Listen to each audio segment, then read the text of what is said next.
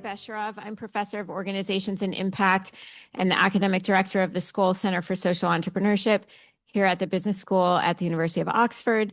I'm thrilled to welcome you to today's seminar. This is one of our Insights for Action seminars, and that's a series that really, through a variety of topics, looks at how researchers and practitioners are using research insights for action to drive social change.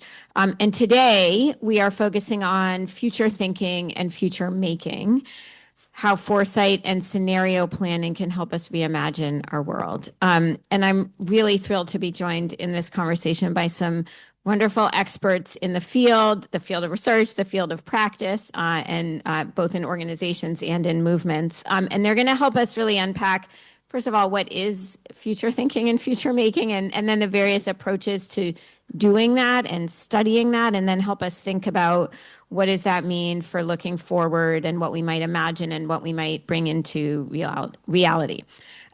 So let me just introduce our speakers. We have Ignacio Pérez, who is a postdoctoral research fellow in foresight and scenario planning at the Oxford-Hyundai Motor Group Foresight Center, which is based here at the Business School.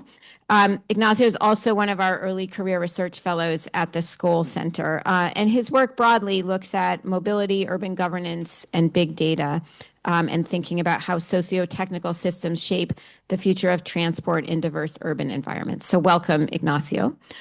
Juliana Reinecke, who is a professor of management studies, also here at the Business School, and is one of our Skoll Center fellows. Juliana's research is focusing on mechanisms for achieving sustainable futures in organizations and in global value chains, particularly looking at issues such as transnational multi-stakeholder governance, collective action, and social movements. Juliana has also done some work, I should say, really thinking about not just the topics, but how we should be studying those topics in a more imaginative, future-oriented way. And then Julia Giza is a central bank economist who leads the Bank of England's financial market infrastructure analytics. And until just recently, she was head of the International Surveillance Division, where she was responsible for monitoring global macroeconomic developments and financial stability risks on the horizon. So welcome, Julia. And then finally, Rock Sanford, who's joining us online today. Rock is a writer, a climate and nature dissident, and a member of artist collectives Ocean Rebellion and Hard Art. And Rock previously helped to start both Extinction Rebellion and Absurd Intelligence. And Rock really focuses on presenting messages around climate and nature collapse, the inadequacies of complex system modeling, and surfacing sort of awareness around that, and also around often the inadequacies of policy responses. So welcome, Rock, as well. Wonderful. Okay, so we're going to get into the discussion. And as usual in these seminars, we'll have a sort of moderated discussion up here, and then we'll, of course, open it up to questions from those of you in the room and also those of you joining online. So I want to start by really unpacking, what are we talking about? Futures thinking. What do we mean by that? And we have, of course, a whole research center devoted to this, right? The Foresight Center. And so, Ignacio, this is the center that you're a part of. So I want to start with you. The Foresight Center focuses on futures thinking in various ways, scenario planning, foresight thinking, among others. So tell us a little bit about what that looks like, what that means, and also how it shows up for you in particular in your work. Thank you, Maria. Yes, I think that a useful distinction is to start by understanding what uncertainty is, right? And as something different than risk, right? Risk is something that we produce knowledge about the future based on potential forms of calculation, right? Things we can measure. Whereas there are things that we don't know, right? And that's something that as organizations need to deal with, right? And address and also engage with, right? And scenario planning operates in that problem space, right? And that foresight and scenario planning are the structured methods, and tools to engage directly with producing knowledge about a future that it's uncertain, right? And we cannot measure, we cannot predict, and we do it in a way that we generate plausible scenarios, right? Things that are speculative enough long term, right? Speculative enough to be imaginative, but at the same time grounded in plausibility as something that is different from probability, right? Which is something that is not testable statistically, right? So, and at the end of the day, what we do in our Foresight Center is that we have a line of work which is practical. We have several research streams that also in which we develop specific scenarios long term for key themes that we think are relevant for our current world, you know, and one of them is the future of mobility.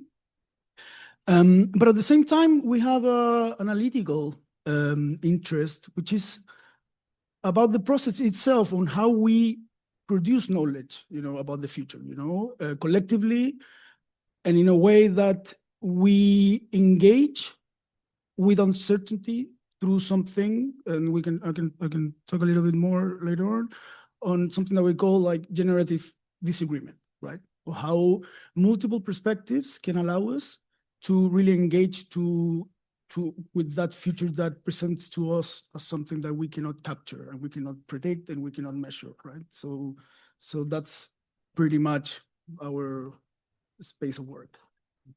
Okay, thank you. We're going to unpack that as the conversation unfolds, but I want to turn to Juliana, because you also work on the future and futures thinking and imagination.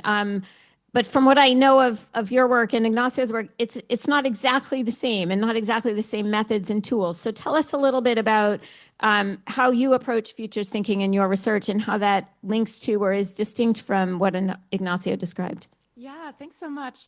So I think my thinking aligns with foresight thinking and scenario thinking in terms of it's not about predicting the future. It's more about approaches that imagine multiple futures, that are about the creativity of thinking about different types of futures and make them tangible for decision making in the present.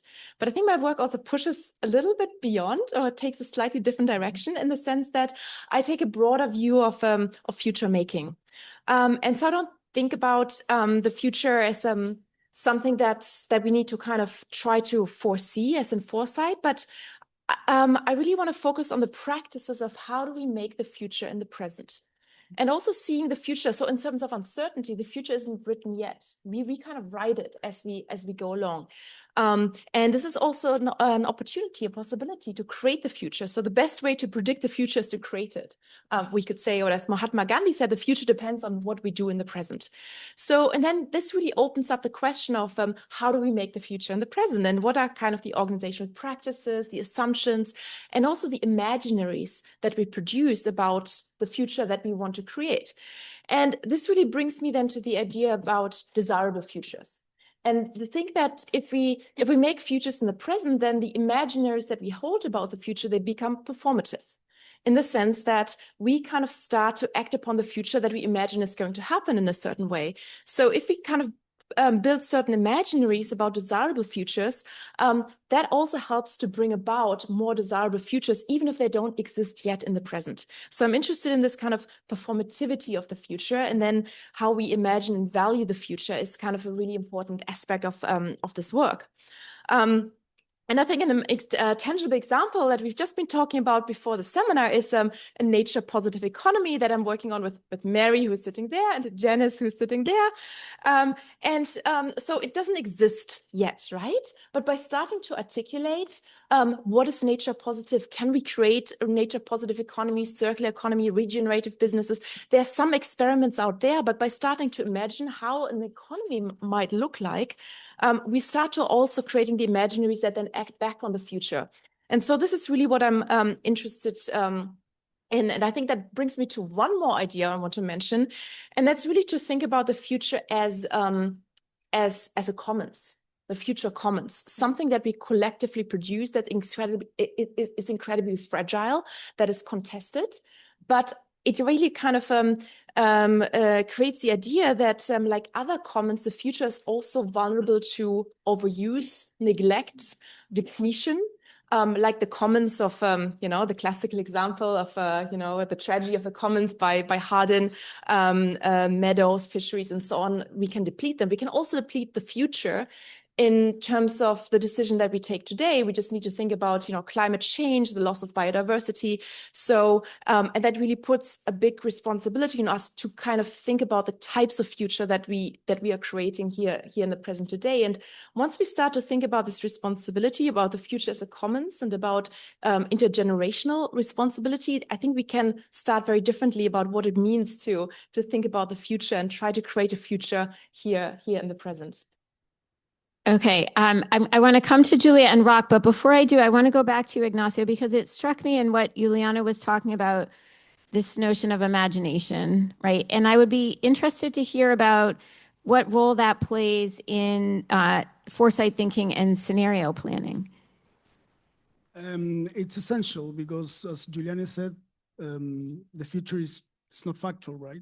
We don't have information about the future, but we produce knowledge about the future, right? So, and how we do it? Well, through imagination, right? So obviously it's the most essential component. However, it's very, very hard to unlock, right? We are very grounded in the present. The present is what we can control, what we can calculate, what we can know, it's home, right? So to detach from that presentism, it's really a challenge. It's something that we address methodologically, right? Through specific tools and different types of practices, right? Okay, thank you. So Julia and Rock, you're both doing this work on the ground in different kinds of organizations and movements.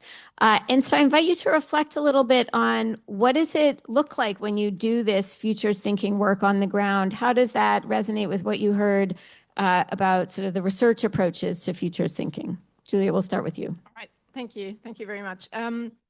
So in my previous role, as Mariah said, I was head of the International Surveillance Division in the Bank of England. I was doing that since sort of February 2000. And of course, you can see where this is going. We had COVID shock hitting us. We then followed that up with Russia invading Ukraine a couple of years later. We had a regional bank failing in the US in 2023.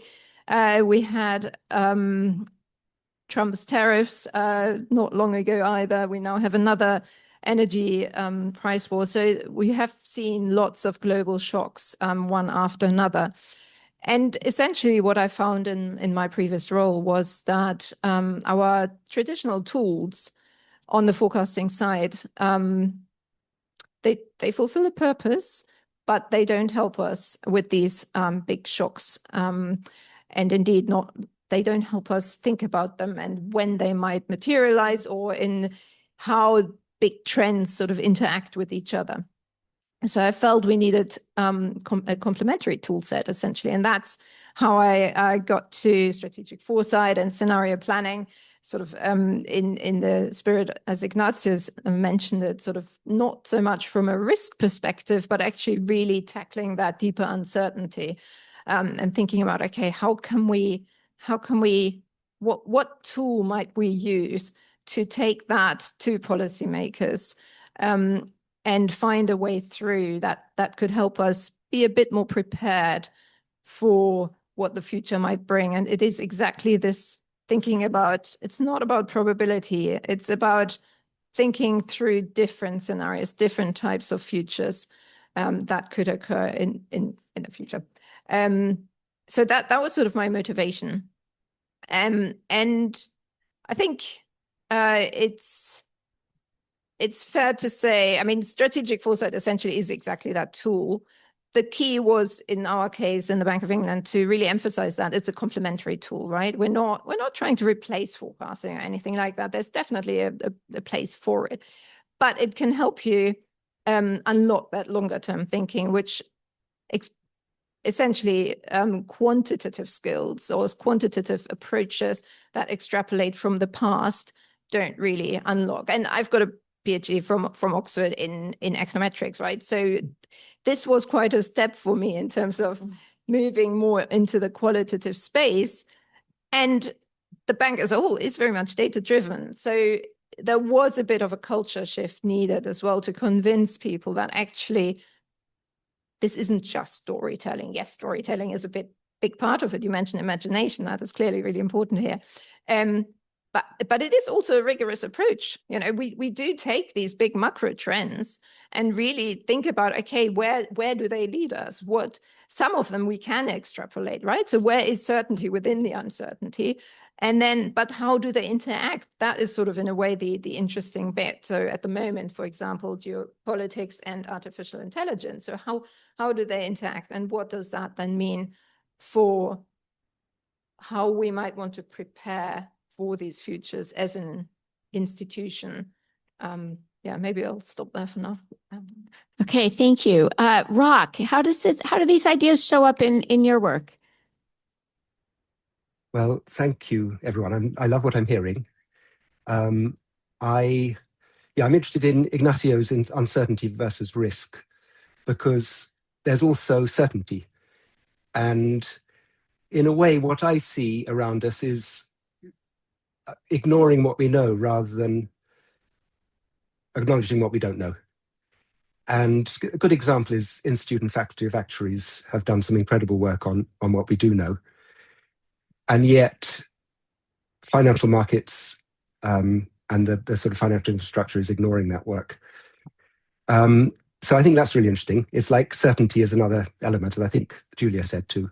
And then imagination, I think, is really fascinating, because in a couple of the organizations I've been involved in, which is Extinction Rebellion and Absurd Intelligence, it's partly about creating the future now by imagining what could be, as it were.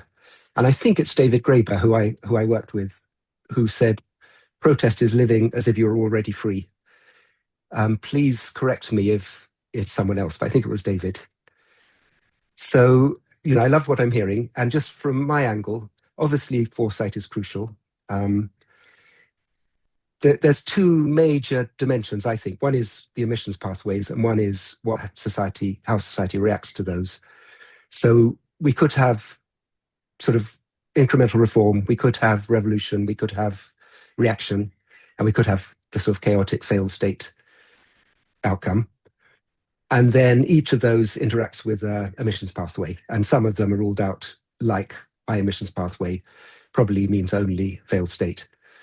But that's quite a lot of scenarios to be dealing with. And they're all very different. And then a number of other things which strike me. Firstly, what we're trying to do is not work in such a way that we survive each of the scenarios. We're trying to change the outcome of which scenario happens, firstly, which is actually slightly different emphasis, or very different emphasis. Secondly, there's a flaw with scenarios, that they're often too short term to capture the implications of nonlinear change. So if you've got a 5 to 7 year scenario and you're dealing with a very highly nonlinear system, the scenario is not going to tell you very much about 10 or 15 years out, unfortunately. And I think I see that a lot in various stress testing and that kind of enterprise. And I'd say finally, scenarios are often used as an excuse for denial. So you might have a sort of nice outcome scenario and a horrible outcome scenario. But when you present those to people, there seems to be something about human psychology, or at least amongst optimists, that they think it's okay because the nice outcome scenario is on the table. And again, I see that very much in financial markets. They're not incorporating the information that is there, and they're not properly pricing physical and transition risk. They're way out at the moment. Okay, thank you. I want to pick up on a few of the themes that you touched on, Rock, which sort of challenge a few bits that we heard. But the one that I'm most interested in is sort of the focus on what we know, which we often don't focus enough on, right? And just to even push that further, because we don't all agree on what we know. And that can be a real challenge. And Ignacio, you talked about this a little bit back at our community convening in December. And you had this wonderful statement about, we're told that cohesion is the answer and division is the obstacle. But the emergence of different ideas and values doesn't indicate failure, you said. It's where diplomacy begins and adaptive ideas emerge. And I thought that was just beautiful, first of all. And yet, it's not an easy space to work in, right? It's hard enough to get us to focus on what we know, but then we don't all agree. How do we deal with the different ideas and values? And so tell us a little bit about, in this sort of futures thinking and futures making work, how do you handle those multiple different views of today's reality and multiple different visions of the future, especially when they seem to really almost conflict? Yeah, no, absolutely. I mean, I think one of the issues is that we rush too quickly into establish what the facts are and what we know and what the knowledge that we need is, and to capture it, right? We at the center designed an event that's called the Oxford Futures Forum, which is intended to really bring heterogeneous visions, people that normally wouldn't be at the same place, to really openly to discuss and engage, with uncertainty in a generative way. And ideally, if successful, to really surface and understand disagreements, but not just like as different positions on a table, but really as apparatuses, that can allow us to understand like what values are at stake, what types of expertise are relevant, what types of ideas and of the future prevail, and what become obscured or marginalized, and at least empirically, and that's what we're doing. We've been doing in our center, to really generate conditions, to really analyze the different ways futures are made, right? And not really. And with that, I don't want to. I guess it's empirically a different space from what Juliane was describing, right? Because like we're not advocating pro or against, like that futures are not normative or, value-based, but really when doing them, we really want to understand like what are those positions and how they configure one another, how relate in those, relations through disagreement, how can we observe really, what are those futures that become, ultimately, endured, and also all the others that are dismissed as well. Okay, thank you. I want to come to Julia and Rock, and then Julian, I'm going to come back to you at the end on the methods question. But tell us a little bit, Rock and Julia, about how you've managed the challenge that I teed up and that Ignacio talked about in terms of sort of different visions, different values. I mean, some of this is like getting people to accept this whole realm in the first place, but then even within this realm, sort of different views of what's the desirable future and what's the reality of the present. Go for it. Shall I start? Okay, thank you. I mean, having different views around the table for me is a strength of futures thinking or strategic foresight. You really, really need different perspectives, and I think, Ignacio, that's what you were driving at, right? And that makes it so powerful. So in our context, for example, in the Bank of England, I mean, one of the benefits of this approach I found is, I mean, I'll come to sort of senior policymakers in a minute, but actually one of the sort of side benefits has been that staff love doing this. They really, really enjoy scenario planning. So you bring them together in a group, and there's no right or wrong answer.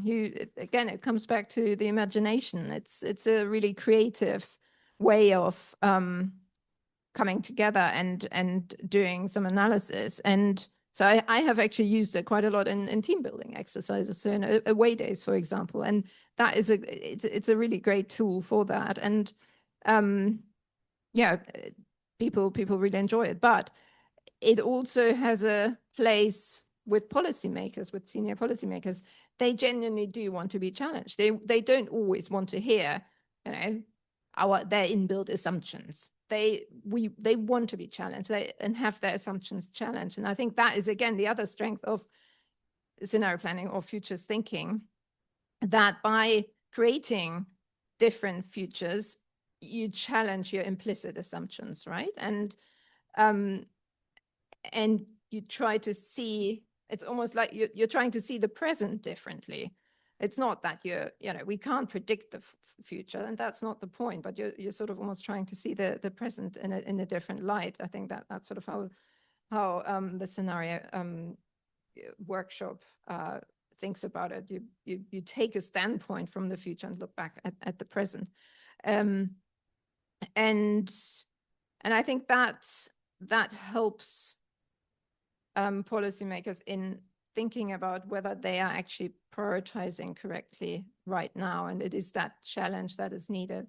And for that, you need different people come together. And one thing we have done in the bank, we've made it explicitly very much cross area to this way of doing horizon scanning or strategic foresight. We make sure that we bring different areas of the bank together. It's a big organization, but we want to hear from everyone, essentially. And I think that is really important. It's also important to make sure everyone is brought into the process. I think the one other thing I wanted to pick up from the first one actually was on desirable futures that you mentioned, Juliana. And I think typically I've thought about scenario planning more from a sort of, okay, let's have a range of different scenarios, and not so much which of them is desirable. But actually the thing that has struck me in this practice is that as the Bank of England, the central bank, we actually have quite a lot of power in shaping the future, especially on the regulatory side. So we can think about which future is more desirable, and then sort of, think about which of our policies work towards that goal. So that is a really interesting angle, I think.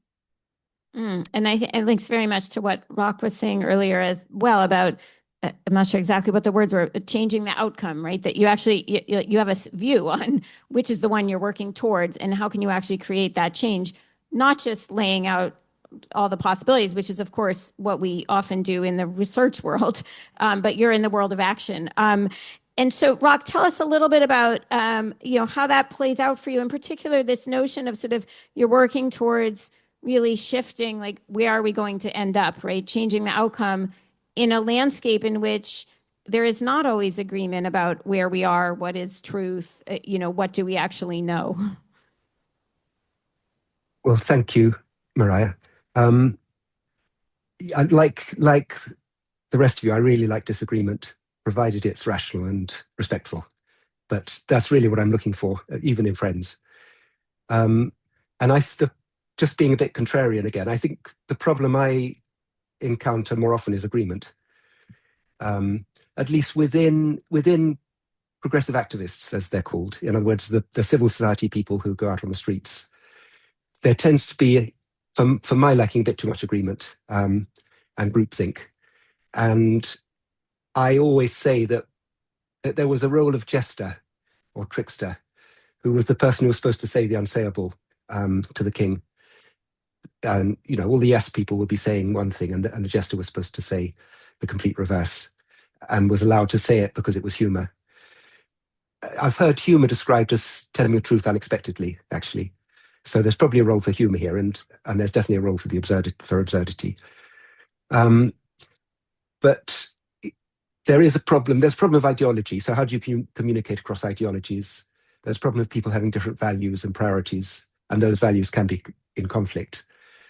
To me, given the severity of climate and nature collapse, the tragedy is, to me, most values have collapsed into that value. In other words, the value of averting that has kind of swallowed up all other values, because if that isn't averted, everything else is done for. I'd say in uncertainty, the precautionary principle is important, which we haven't mentioned, I don't think. In other words, if you don't know, you shouldn't actually go out on a limb if you don't know it's going to break.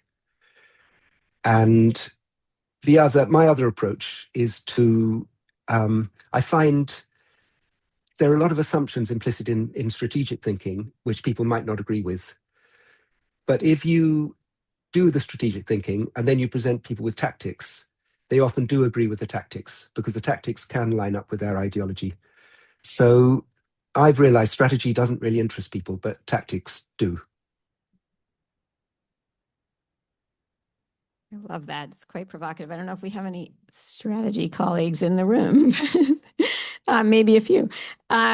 So thank you, Rock. And I want to, Juliana, I want to come back to you in sort of two areas. So I would love to hear your thoughts on this notion of sort of different visions of the future and how do we sort of navigate that.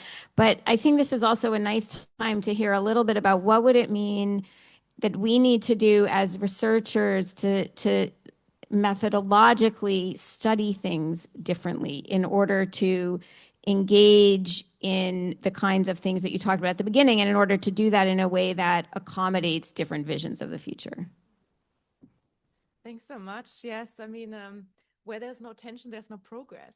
That's right. So, but I also, I don't know if the audience knows, but I think I just wanted to mention that actually all of us, we went through the Oxford Scenarios program. We participated in the program.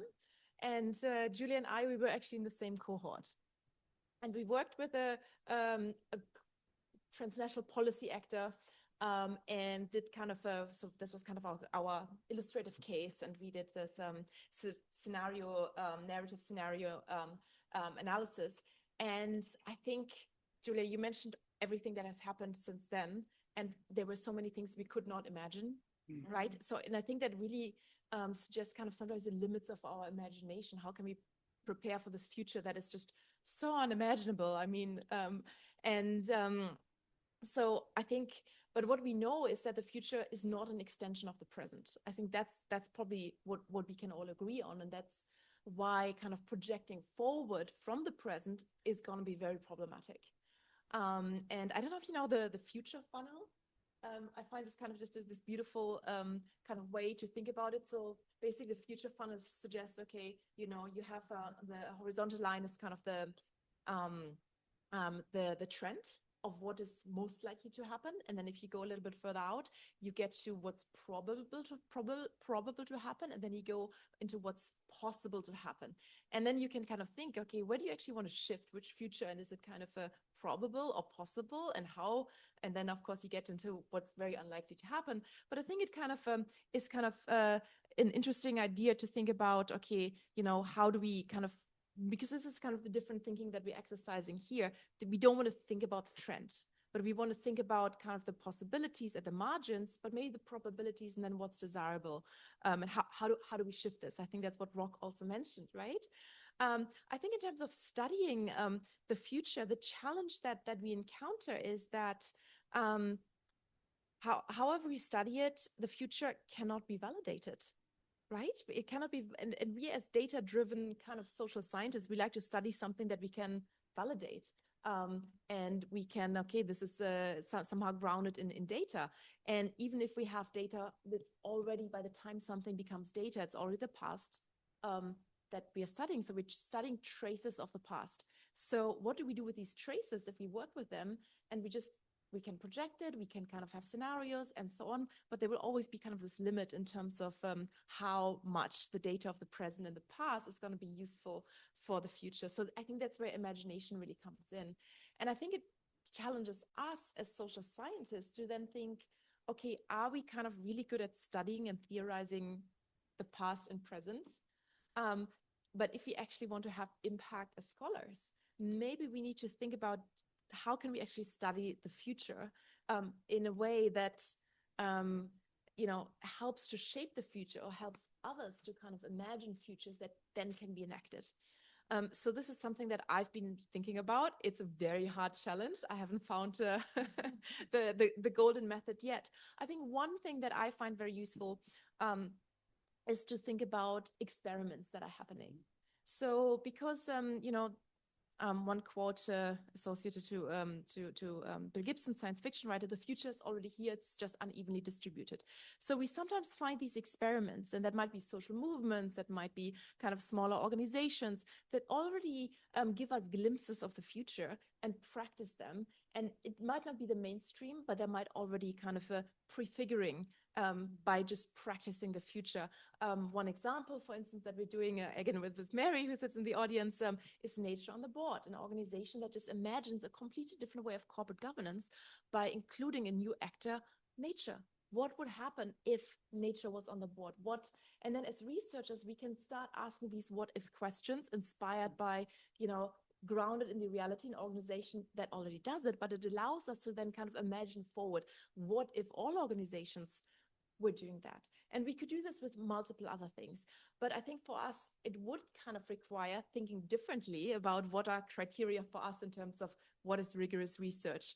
How do we kind of, validate the results that we are producing? And we have to become very humble about the assumptions we're making, the results that we're getting. But I think that's one way of how we as researchers, I think, can and probably need to change the way we're doing research.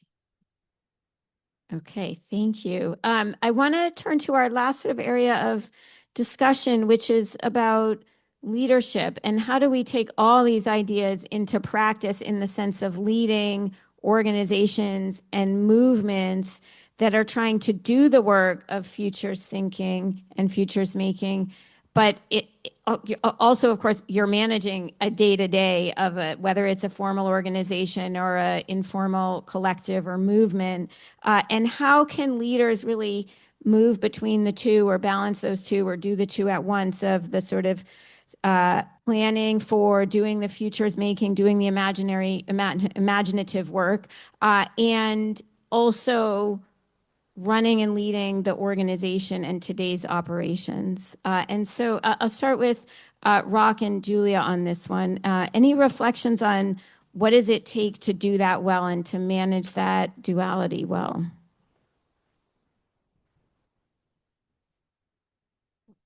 Can I start? All right.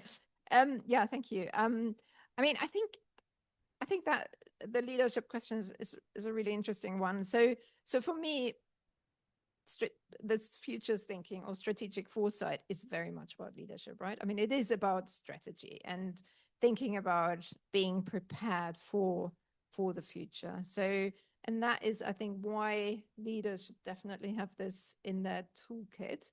But, and I think that actually links to your point, Juliana, it's not actually easy because we can't validate the future. So the decisions we make on the back of futures thinking, so put differently, so when I take this to my seniors, to senior policymakers, they say, okay, so we don't really want to spend ages talking about scenarios. We want to know what the action is. So what's the so what on the back of this?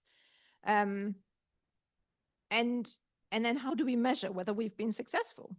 And that is really, really difficult. Or give me an example where this tool has been successful. And yes, we can point to Shell in the 70s, using this methodology to predict, or not predict, but to be prepared for the oil price shock. That is the example, but it's very hard to find other examples.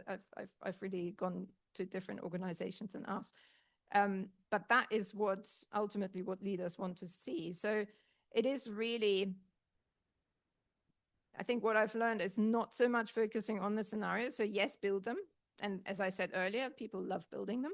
But then when it comes to the leaders and leadership, think more about the so what. What are the actions we take on the back of these scenarios? And maybe across scenarios, you can come up with strategies that are robust across different scenarios that can actually work. Or you say, well, actually, maybe here's one thing I would really regret not having done if I woke up in 20 years or whatever your time horizon is. So it's sort of asking yourself these questions. What would I regret not having put in place? And I think I said that earlier as well, but sometimes it's really just prioritizing a bit differently. So yes, you may have already thought about something, but it may just tweak the organizational discussion in a slightly different way. So for example, when we did this couple of years ago with policy committees, there was a lot of talk about AI, for example. But I think just having that discussion crystallize, okay, that is somewhere where we need to focus more. Of course, we had thought about it, but it's sort of that, okay, actually, that is where we need to focus. And more recently, we've had discussions, and it very much morphed into the discussion on operational resilience. So again, okay, this is maybe the area we need to focus on. So it's really using this for strategy, but being very clear what the immediate actions you are taking from this, I think, is key. Okay, thank you. Rock, I'm struck as I pose this question, I realized, well, maybe, sort of a false tension if strategy doesn't interest people and tactics do. Maybe this isn't such a challenge, but I'd welcome your reflections. Well, thank you, Maria. Just going back to what Juliana said, again, about the probable and the possible. There's a danger of missing not the certain, but the sort of highly likely. And I'm using an actuary term again. I'm sorry to keep going back to the actuaries, but they have done, their job obviously is to be rigorous in their estimate of risks. And they've made a publication where they say it's a bit ambiguous what they say, but as I read it, I think they're probably saying there's a 90% or higher chance of greater than 2 billion deaths and 25% loss of GDP by 2050. It's slightly ambiguous on current emissions trajectories, slightly ambiguous that, and we can't, you're a fool if you're saying you know what the future is going to be, but there are suggestions of what the future might be, and we shouldn't overlook those very credible suggestions, firstly, I would say. And then secondly, going to what Julia was saying, I think it's very interesting because your experience around the sort of policymakers and scenario planning is similar to my experience around activists and strategy. They both seem to want the tactics, as it were, the actions, and they both seem not particularly interested in the justification for the actions. So I find that really interesting.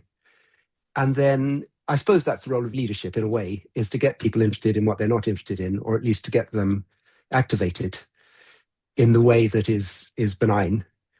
And just saying the other crucial things in my experience, in making organizations work is they need to be funded properly, and the work needs to be nourishing as well as effective.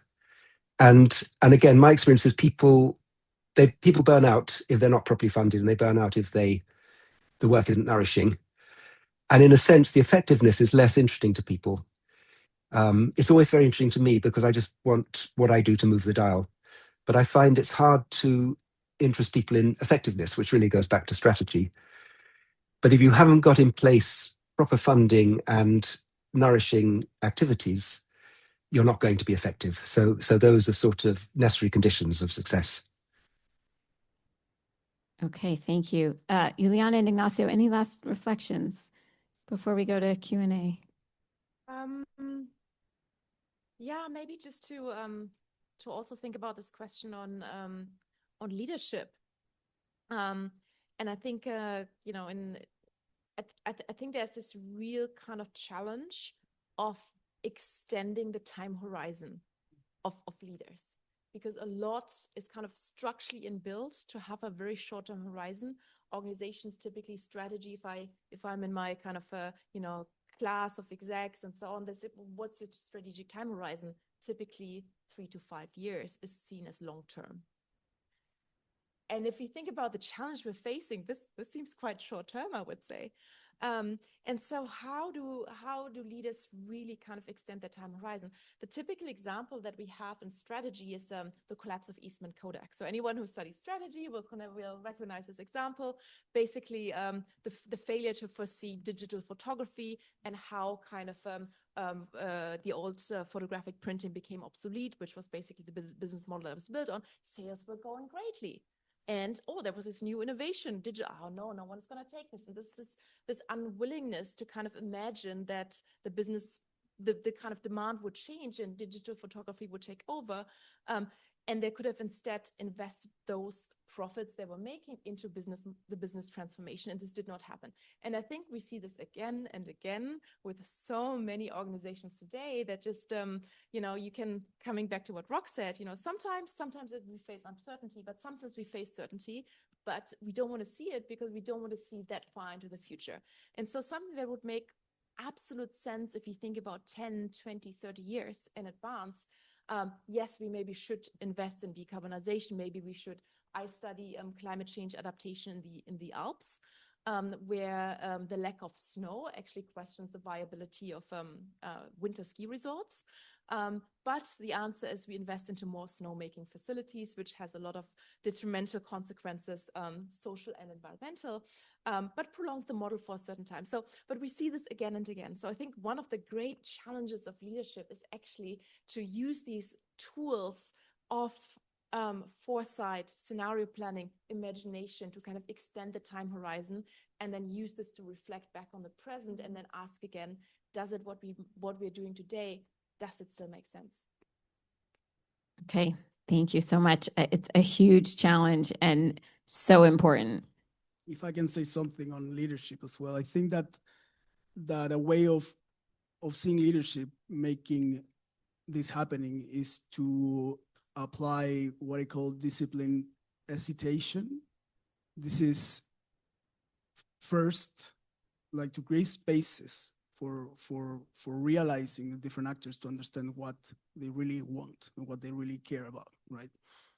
And to resist the pressure, of foreclosing, discussions too quickly, right? Moving up towards like taking decisions that we have to take tomorrow, being really bold enough to understand that there are things that we will not know, and to act with it, especially if you think about like desirable futures, like as performative, like strategies that you develop without knowing everything are actually generating the world that you want to, strategize about, right? So I think that's also very important.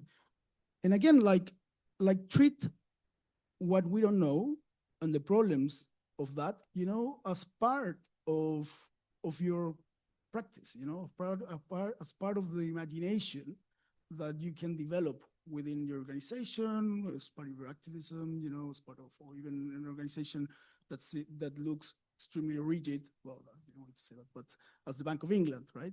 So, so yeah, I guess that there are different ways of thinking about how to operationalize this, through, disciplined hesitation.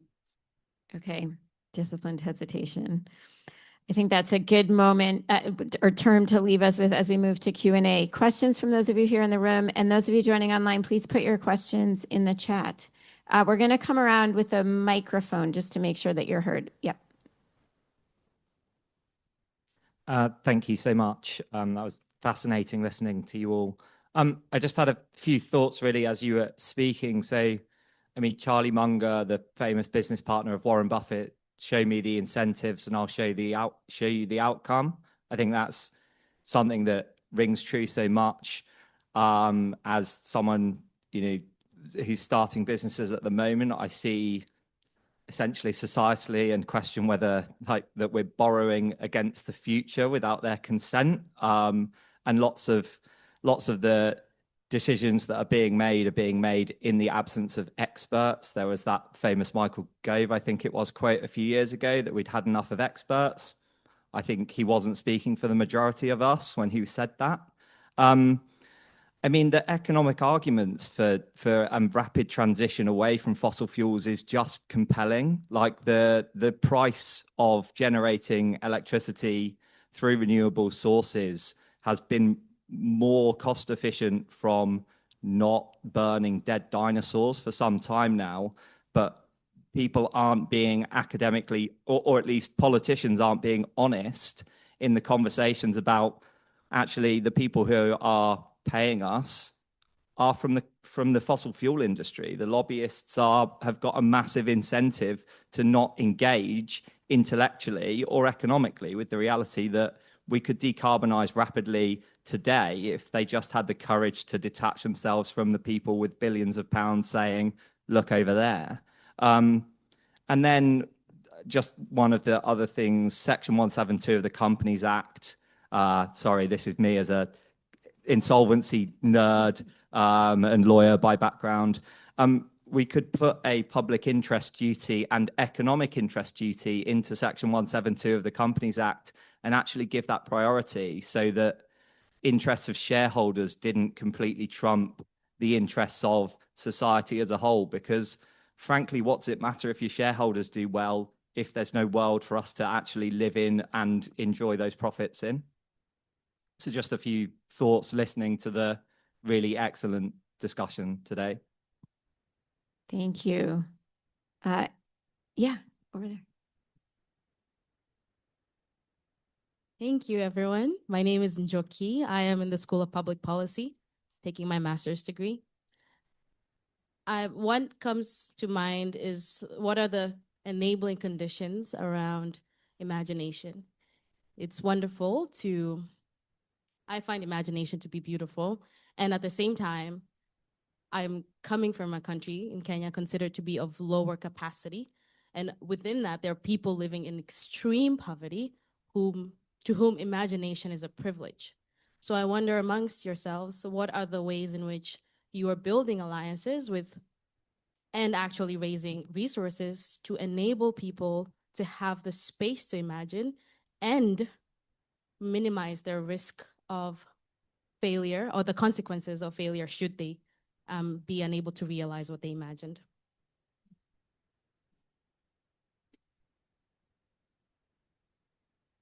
Any thoughts on the conditions and how we could make them reality?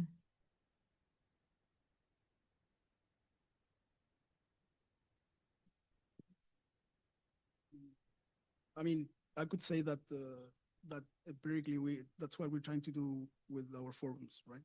It's really like to generate a space that is safe as well. We generate conditions, that are material, that are also of privacy, of confidentiality, to people to bring their, more foundational beliefs, in, right?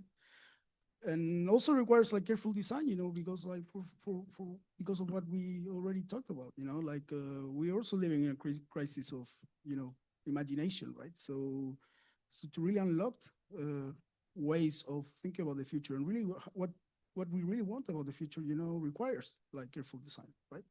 So I guess that experimentation is essential, but again, like in a structured way, right? In a way that we can be accountable of, right?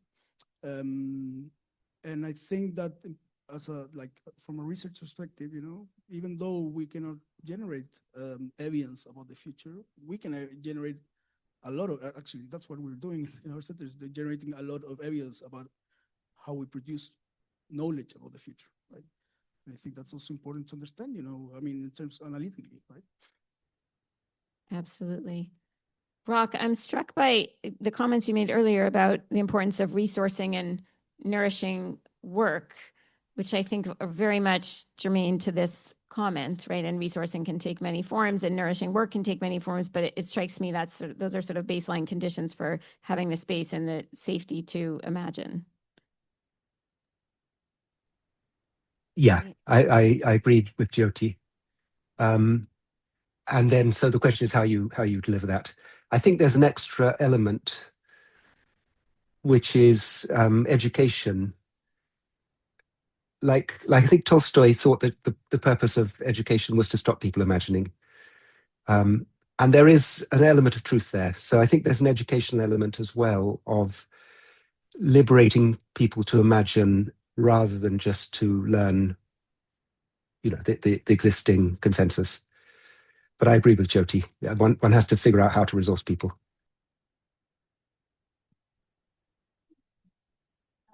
I just want to say I find this a fantastic comments, a beautiful and challenging question. I think imagination is also a privilege, the ability, the space to imagine. I think we should just acknowledge that.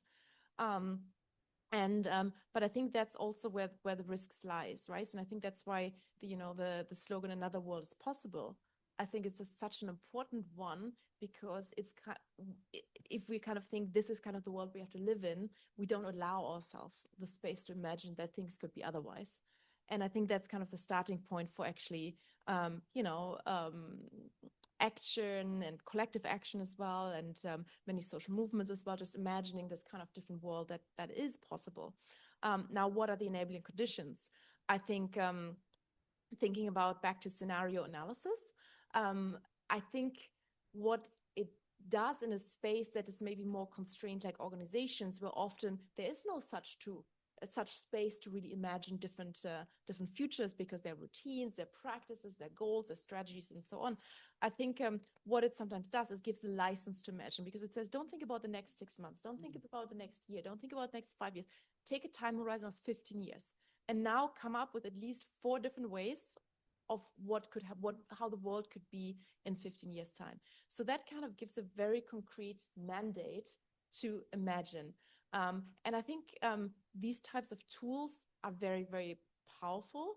And also just really thinking about how alternative ways of knowing really come in, like fiction, stories, narratives, science fiction, really imagining different types of worlds. So I think these type of tools for imagination can be really, really powerful, but it's still a privilege to be able to use them. So I completely acknowledge that. Yeah, thank you. I mean, I completely agree with what's been said. I think that space to immerse yourself in this thinking is a privilege, as you say. And in an institution like the Bank of England, we're becoming more focused on efficiency, like many organizations. So actually, practically, what you also need is buy-in from the top of the organization.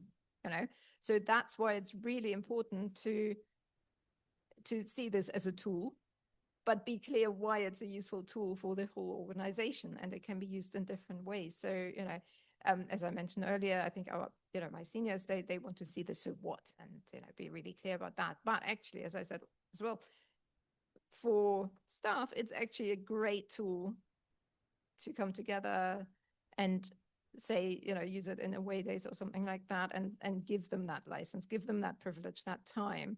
Obviously not all the time. So you have to, but to be able to do that, to use that resource in that way, you need that top level buy-in as well. And it's in that you mentioned failure as well, which I think is also, again, really important in this context. You need a top of the organization that allows failure. Not all of this will bring something, right? So it's really it's part of the whole culture, I think, that you need to create. And this is a tool that helps you with it. That's why I find it so powerful. Okay, we have time for one last question. Catherine. Oh, thanks, Mariah. Yeah, just sort of linking that in and thinking about leadership. I'm thinking about one of the first probably systems planning, systems thinking publications was The Limits to Growth in the 1970s, and that was massive scenarios, scenario planning, the best outcomes, the worst outcomes. And yet it was completely ridiculed, particularly by the press, by the media. So how do we, that's such a big challenge, especially in this day and age. How do we get the media on board? And therefore, because the politicians seem to often go with the media because they're worried about losing votes. And so, if the media says this, then people believe it, et cetera, et cetera. So, that in itself is a real challenge. What do you think about that?